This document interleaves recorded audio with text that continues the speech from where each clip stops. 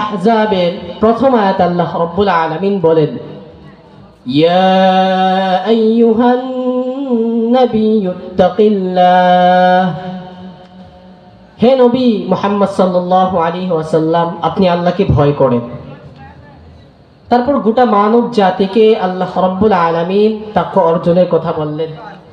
সূরাতুন নিসা এর প্রথম আয়াত আল্লাহ রাব্বুল আলামিন বলেন, ইয়া আইয়ুহান নাসু ইত্তাকু রাব্বাকুমুল্লাযী খালাকাকুম মিন নাফসিন ওয়াহিদাহ, হে মানব জাতি, তোমরা তোমাদের প্রতিপালককে ভয় করো, যিনি তোমাদেরকে একটি প্রাণ থেকে অর্থাৎ হযরত আদম আলাইহিস সালাতু ওয়াস সালাম থেকে তোমাদেরকে সৃষ্টি করেছেন।